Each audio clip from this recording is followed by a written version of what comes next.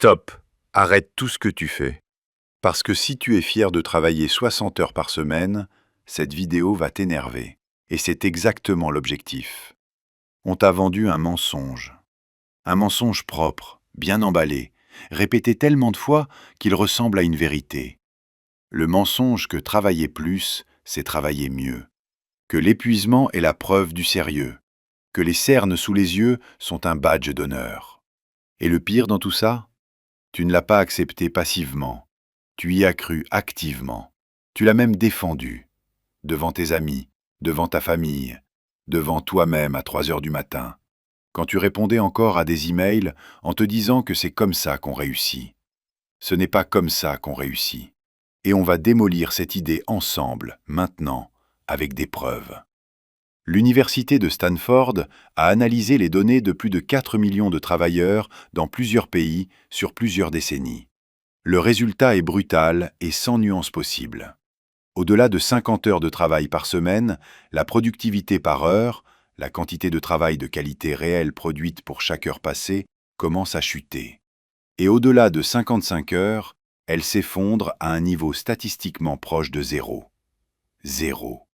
Tu travailles, tu es présent, tu réponds aux messages à 22 heures, tu annules tes week-ends, et tu ne produis statistiquement rien de plus que celui qui a éteint son ordinateur à 17 heures. Alors pourquoi tu continues? Ne réponds pas trop vite. Parce que la première réponse qui va te venir, parce que mon travail l'exige, parce que je n'ai pas le choix, parce que les autres le font, c'est une réponse conditionnée. C'est la réponse que le système t'a appris à donner. Ce n'est pas nécessairement la vérité. La vraie réponse, dans la plupart des cas, c'est que tu confonds deux choses qui n'ont rien à voir l'une avec l'autre. L'occupation et la production. Être occupé et être efficace.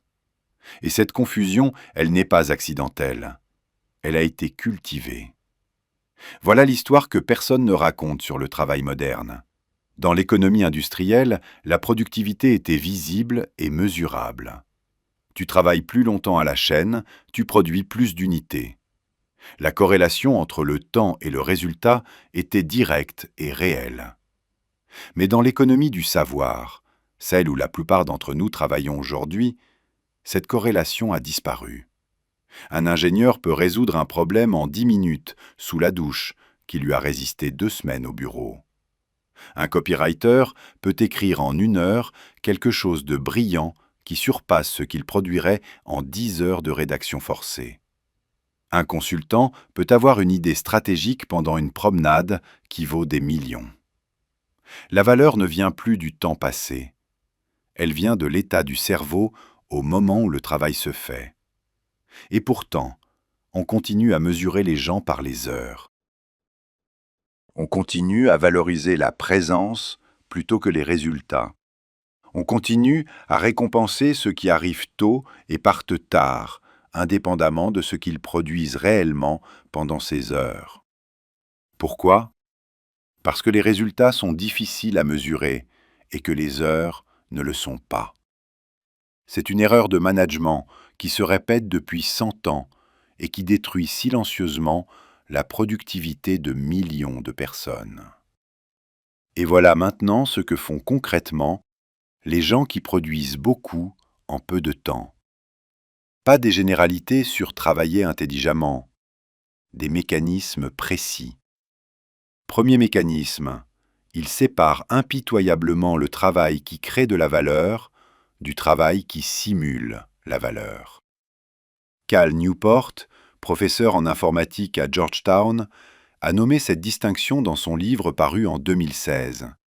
Le travail profond versus le travail superficiel. Le travail profond, c'est le travail cognitif exigeant qui pousse tes capacités à leurs limites. Écrire quelque chose qui n'existait pas, résoudre un problème complexe, créer, analyser avec toute ton attention. Ce type de travail demande de la concentration totale, de l'énergie haute et l'absence complète d'interruption. Et il produit quelque chose que personne d'autre ne pourrait produire à ta place, exactement comme toi tu le fais. Le travail superficiel, c'est tout le reste. Répondre aux emails, assister à des réunions de coordination qui auraient pu être un message, remplir des formulaires, répondre à des Slack. Ce travail est utile. Il maintient les systèmes en fonctionnement, mais il ne produit pas de valeur distinctive. Et il peut être fait dans un état cognitif médiocre. Le problème structurel du travail moderne est là. La majorité des journées de travail sont composées à 60 ou 70% de travail superficiel. Et les 30 à 40% de travail profond potentiel sont constamment fragmentés, interrompus, déplacés.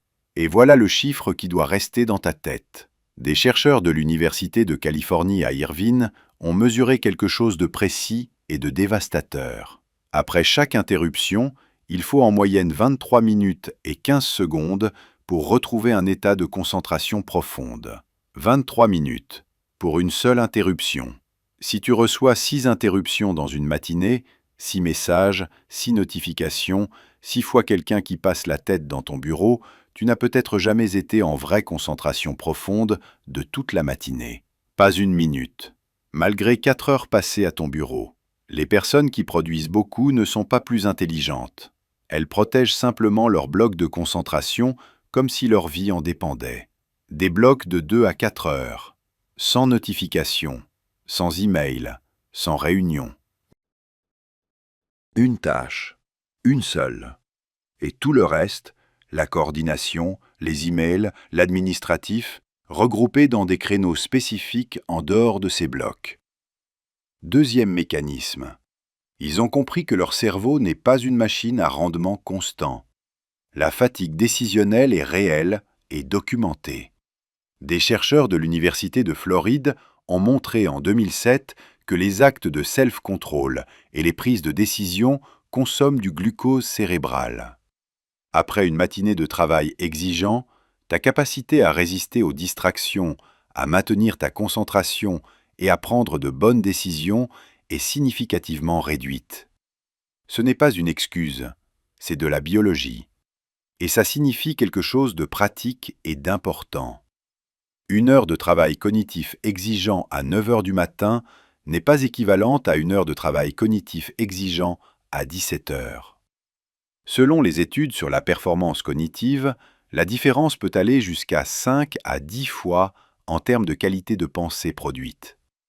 5 à 10 fois, pour la même heure, selon le moment de la journée et ton niveau de fatigue.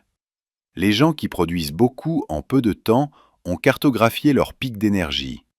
Ils placent leur travail le plus difficile et le plus important dans leurs heures de haute performance. Et ils ne s'épuisent pas à essayer de faire du travail exigeant dans leurs heures creuses. Troisième mécanisme. Ils ont une relation différente avec le mot « non ». La plupart des gens disent oui par réflexe. Oui à cette réunion. Oui à ce projet supplémentaire. Oui à cette demande. Parce que dire non fait peur. Parce que ça semble peu coopératif, peu ambitieux, peu sérieux. Mais voilà ce que chaque oui coûte vraiment. Dire oui à une réunion d'1 heure, c'est dire non à 1 heure de concentration profonde, et souvent à 2 heures supplémentaires si on compte le temps de retour en concentration. Dire oui à un projet qui n'est pas prioritaire, c'est diluer l'énergie disponible pour les projets qui le sont. Dire oui à tout le monde, c'est finalement dire non à ta propre capacité de produire quelque chose d'exceptionnel. L'auteur Greg McKeown a écrit dans son livre Essentialisme quelque chose qui m'a marqué. Si tu n'as pas une raison claire et enthousiaste de dire oui, la réponse par défaut doit être non. Pas par paresse, par respect pour ce à quoi tu veux vraiment consacrer ton énergie. Les gens qui produisent le plus ne disent pas non parce qu'ils sont asociaux ou arrogants. Ils disent non parce qu'ils ont compris que leur attention est leur ressource la plus précieuse. Et que cette ressource, une fois distribuée à tout le monde, ne produit rien de remarquable pour personne. Quatrième mécanisme. Il traite la récupération comme une partie du travail, pas comme son opposé. Et c'est là que la plupart des gens décrochent, parce que ça semble contre-intuitif, peut-être même paresseux. Alors voilà la science. Pendant le sommeil profond, ton cerveau active un système appelé le système glymphatique. Ce système, découvert en 2012 par des chercheurs de l'université de Rochester, fonctionne comme un système de nettoyage cérébral. Il élimine les déchets métaboliques accumulés pendant les heures d'éveil, notamment une protéine appelée bêta-amyloïde, dont l'accumulation est associée au déclin cognitif. Ce nettoyage ne se produit qu'en sommeil profond. Il ne peut pas être reporté ou compensé. Quand tu dors 5 heures en pensant gagner du temps sur ta journée, tu ne gagnes pas 3 heures de productivité supplémentaire. Tu dégrades la qualité de toutes les heures de la journée qui suit. Et tu accumules une dette neurologique que le week-end ne rembourse pas complètement. Matthew Walker, neuroscientifique à Berkeley et auteur du livre « Why We Sleep », a résumé ça d'une façon nette. Après 17 heures sans sommeil, tes capacités cognitives sont équivalentes à celles d'une personne légalement trop alcoolisée pour conduire. Légalement trop alcoolisée pour conduire. Après 17 heures sans sommeil. Pas 48 heures, 17. Et maintenant, dis-moi combien de tes collègues qui se vantent de leur rythme de travail intensif fonctionnent régulièrement dans cet état. Les gens qui produisent beaucoup protègent leur sommeil avec la même rigueur qu'ils protègent leurs réunions importantes. Parce qu'ils ont compris que la qualité de chaque heure de travail dépend directement de la qualité des heures de récupération qui précèdent. 5e mécanisme. Ils mesurent leur journée par les résultats, pas par les heures. Et c'est peut-être le changement le plus difficile de tous, parce qu'il demande de l'honnêteté. Se mesurer par les heures est confortable. C'est objectif, visible, facile à quantifier. J'ai travaillé 10 heures aujourd'hui, la journée était bonne. Mais 10 heures de quoi? 10 heures de réunion et d'email? 10 heures de travail fragmenté entre 50 interruptions? 10 heures passées à paraître occupées sans produire quoi que ce soit qui n'existait pas avant? Se mesurer par les résultats demande de répondre à une question plus difficile et plus inconfortable. Qu'est-ce que j'ai créé aujourd'hui qui n'existait pas hier? Quel problème réel ai-je résolu? Quelle valeur concrète ai-je produite? Et si la réponse honnête est « pas grand-chose », malgré 10 heures passées au bureau, alors le problème n'est pas le nombre d'heures. C'est la façon dont ces heures ont été utilisées. Les personnes les plus efficaces que j'ai observées ont toutes cette caractéristique en commun. Elles peuvent te dire précisément, chaque jour, ce qu'elles ont accompli. Pas ce qu'elles ont fait, ce qu'elles ont accompli. La distinction est énorme. Alors voilà la vraie question. Pas combien d'heures tu travailles, mais ce que ces heures produisent réellement. Et si tu es honnête avec toi-même, vraiment honnête, la réponse va peut-être te forcer à changer quelque chose.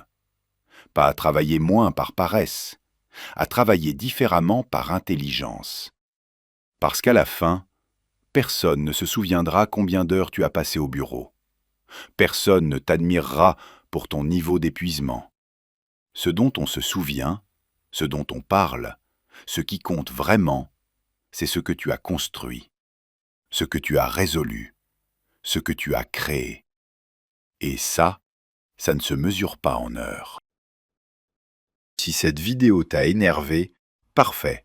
L'énervement est souvent le signe qu'une idée a touché quelque chose de vrai que tu n'avais pas encore articulé. Si elle t'a libéré de quelque chose, encore mieux. Dans les deux cas, dis-le en commentaire.